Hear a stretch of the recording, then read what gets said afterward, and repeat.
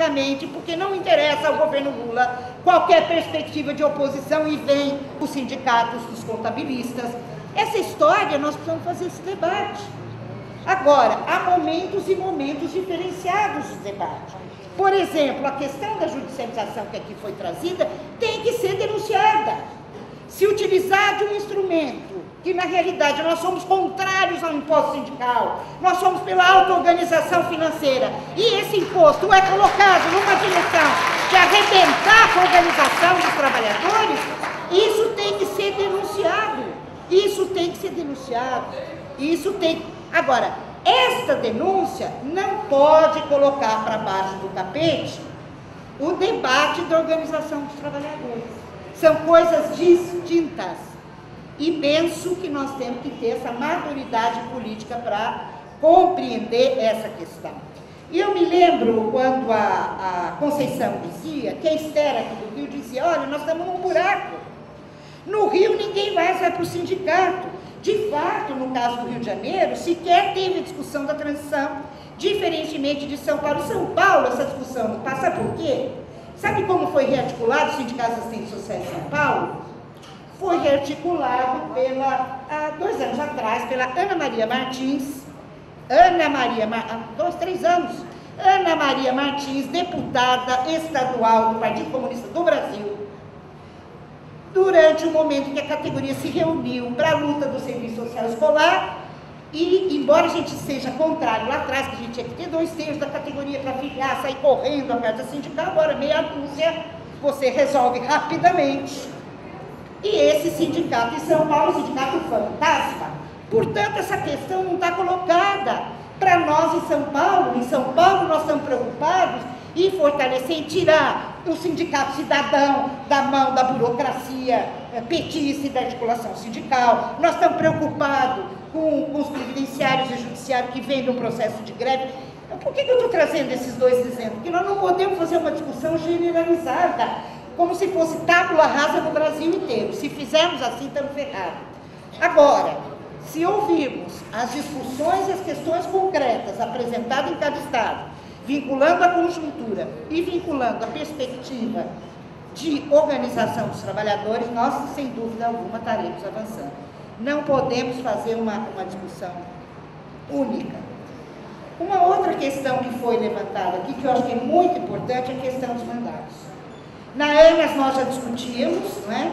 Na gestão nossa, nós tivemos 2 mandatos e na terceira nós dissemos não. E depois o pessoal de Minas Gerais, Marília, veio assumir a direção. Né? A mesma agora na Associação dos Professores, estamos indo para a segunda gestão e já preparando companheiros para uma próxima gestão. Não! Ou a gente tem essa compreensão, e muitos já disseram aqui, de que há momentos de fluxo, de refluxo, de avanço, não é? Há momentos em que a luta de classes avança. Eu acho que o Valério deu vários exemplos na história, né? Direta já, depois passaram por cima das lutas das ruas e fizeram o grande acordão, né? Na chamada transição para o alto, transição democrática, etc. Mas foram momentos importantes do ponto de vista do ascenso da luta de massas.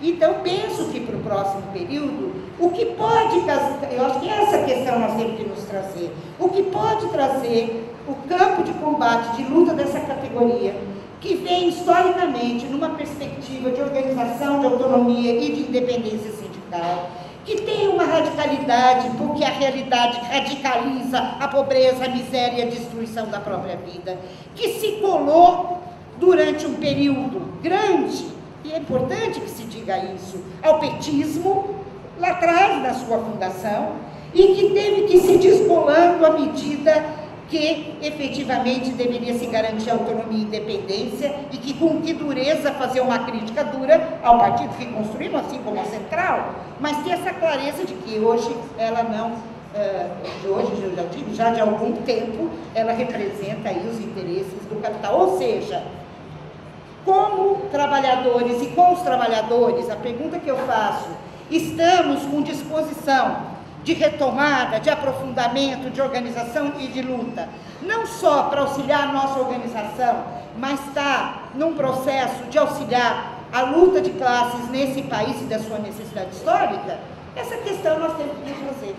Essa questão vai nos levar a ver que estratégias políticas nós vamos utilizar a cada conjuntura e na relação dessas organizações autônomas e independentes. A Rose citou lá atrás a discussão da entidade única. Essa era uma discussão, veja, e a Rose tem razão, são tantas as informações que cada uma dessas eu acho que merece uma formação mesmo, né, pedagógica, como diz a Rose. Qual era a discussão da entidade única na época? Era pensar, de um lado, a organização do ramo, né, sindicalmente, e do ponto de vista da profissão, inserida na divisão social e técnica do trabalho, vinculando a questão da formação e do exercício. Só que na época, nem ABRES, nem CREA-CEFES aceitaram essa proposta. Era chuva com praia, isso de norte a sul desse país. Nós temos que ter essa clareza, né? E a gente dizia, vamos tentar romper com essa setorização, formação e exercício. Será que nós não conseguimos uma entidade, dizíamos, tal qual a ABI, OAB, que saiamos dessas amarras corporativas e que não vinculadas? Mas não vingou, a gente tem que ter claro isso, não foi o que vingou. E hoje, com isso eu não estou querendo dizer que nós não temos entidades de luta organizativas e de combate, mas foi um caminho escolhido pela categoria e pelas entidades, né? Então eu penso que nós teríamos, e aí eu vou concluir a minha fala, que pensar essa discussão de hoje colada à conjuntura dos anos de 2010, colada às exigências que estão postas para a classe trabalhadora em 2010, colar, tal qual nos colamos lá atrás, indo para a CUT, sabendo claro com quem que dá e com quem que não dá para fazer frente única, e aí os debates vão ocorrer, mas efetivamente podemos avançar. E por último, eu ainda tenho essa preocupação, se nós não reproduziremos no Brasil, acho que esse é o problema, Valério, que a gente conversava um pouquinho aqui antes, de termos centrais de esquerda, cada qual com uma hegemonia no partido. Intersindical. Espero que não. Eu também, então estamos falando mesmo, espero que não. Porque se tivermos isso, é ir na direção contrária do que é uma perspectiva classista de luta para o movimento sindical, efetivamente partidarizar, e é o desastre para a esquerda, é o desastre para uma perspectiva histórica revolucionária, na qual ainda acreditamos não como um ato de fé, mas como uma possibilidade histórica para os homens na perspectiva da emancipação humana. Obrigada.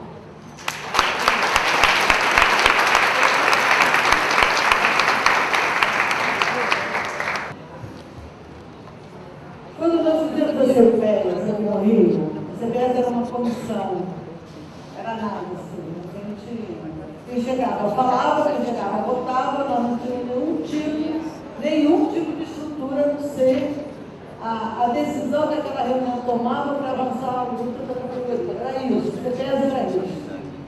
Quando nós assumimos o sindicato, entramos na estrutura sindical, direitinho, lavado, assinado com o Ministério do Trabalho, nós não desmanchamos a CEMED. A CEMED continuou funcionando às quintas-feiras, sindicalizado, não sindicalizado, participado, não participava, chegava no sindicato e discutia. Se a CEMED decidisse, a diretoria do sindicato encaminhava. Nós, em momento algum, nos submetemos à legislação sindical, embora fosse um sindicato formalmente constituído, com o aval do Ministério do Trabalho.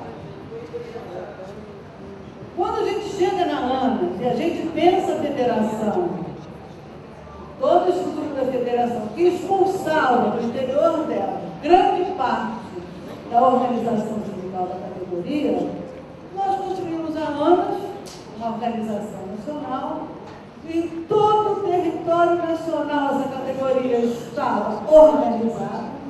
Nós fazíamos plenário de 500 delegados,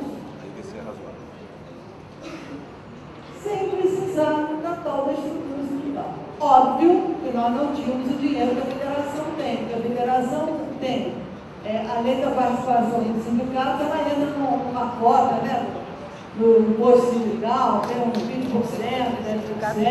Federação e Ministério do Trabalho. A federação tem um dinheiro que a federação tem. A ANAS não tinha isso. A ANAS tinha. Desculpa, mas ela se lembrou de uma coisa que depois a gente encontra lá na hora do estudo.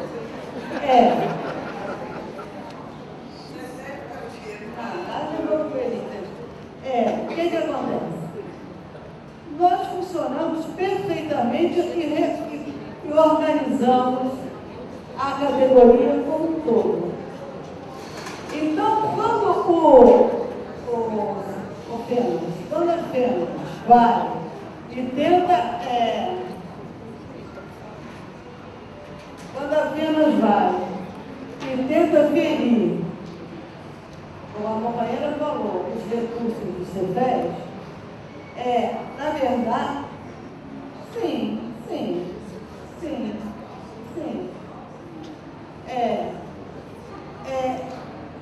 Ela primeiro, ela não está abrindo mão da estrutura onde ela se meteu e se fundou. Eu só estou começando o debate daqui a pouco. Onde se fundou. E existe uma coisa, você não quer estudar? Escuta. E de nada adianta tirar o dinheiro. De nada adianta. Porque nós incendiamos esse país sem ele. Então, não é por aí que você constrói ou desconstrói. Lógico que se a gente tiver recurso, e a CUT em algum momento ela precisou ter recurso para poder ir à frente, senão a gente não ia, né?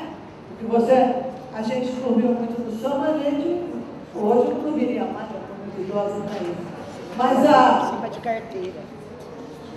Porque uma das estratégias que se fez para acabar com a conclave primeiro em Campo Grande foi deixar a gente no frio e no vento, à noite, sem alojamento para a gente dormir. As federações fecharam todas as portas.